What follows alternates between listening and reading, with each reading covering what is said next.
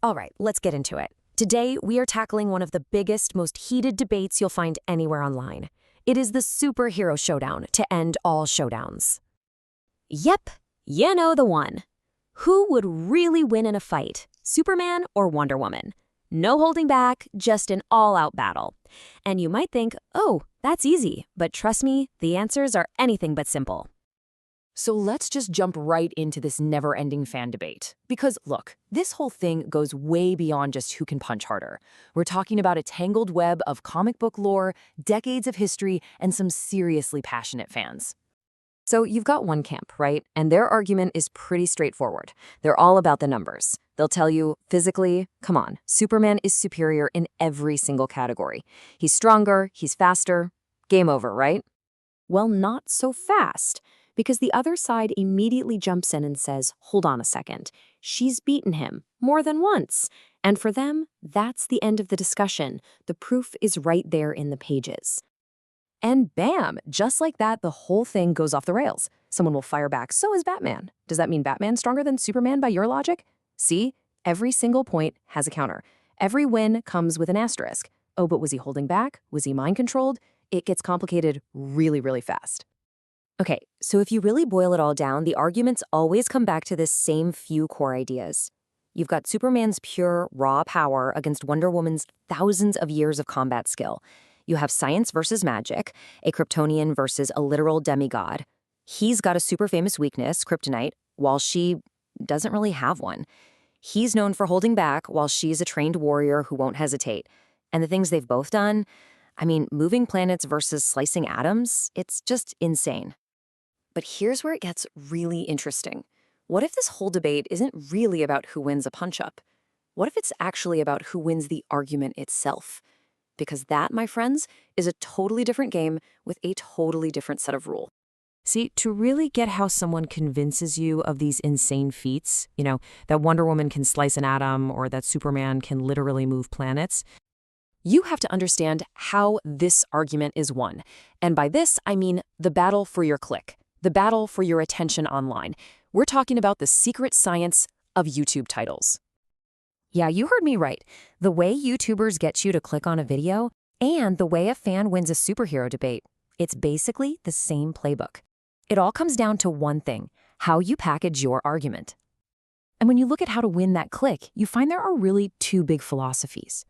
You've got the secret formula on one side, which is all about using these specific, powerful words to grab you by the collar. And then there's this simple method, which is the total opposite. It's about being crystal clear, so simple a fifth grader could get it, which means the algorithm gets it too. Let's break down that secret formula. It's basically applied psychology, right? Step 1, you start with the result, the thing everybody wants, like get 100 subs in a week. Step 2, you add an emotional hook that deals with a pain point, like without breaking the bank. And finally, step 3, you sprinkle in those juicy power words, secret, ultimate, easy. It's designed to be something you just have to click on. Now, the simple method is playing a totally different game. This is the long game. It's about being direct, you know your audience, you use simple formats like how to or X ways to do Y. It's all about clarity, being searchable, and most importantly, building trust. You make a promise in the title, and you deliver. No smoke and mirrors. Okay, so debating like a YouTuber. How does this all loop back to Superman versus Wonder Woman? Well, once you see it, you can't unsee it. The fans are using these exact same tactics, maybe without even realizing it. This is just a perfect illustration of what I'm talking about. Think about it. When a fan says, she defeated Superman on multiple occasions, what is that? That's starting with the result. When they say something crazy like, she did tie up the sun, that's a powerful hook. It makes you go, wait, what? A short, punchy phrase like faster combat speed, that's like keeping your title under 60 characters. And citing specific comics like Kingdom Come, that's just search engine optimization for nerds. And listing her actual feats, that's building trust by delivering on the promise of her power. And yeah, that term, Kingdom Come, is one of the biggest key words in this whole debate. For anyone who isn't familiar, it's this iconic comic from '96 that imagines a pretty dark what-if future. And it's so important because it really digs into these characters when they're at their lowest, and it's used as a massive piece of evidence for Wonder Woman's camp. The setup is just gut-wrenching. The Joker kills Lois Lane, and a completely broken Superman just disappears for 10 years. He hangs up the cape, and it's Wonder Woman who has to coax him back into the world. In doing that, they form this incredible bond that, well, it leads to a whole new beginning for both of them. So when fans bring this up, it's not just some random story. For them, it's Exhibit A. And look, it's not just that one comic. There's a reason writers and fans keep coming back to this pairing. The biggest one, by a long shot, about 40% of the reasoning, is that they're on the same power level. She's one of the few beings who can go toe-to-toe with him. But it's also about shared immortality, mutual respect.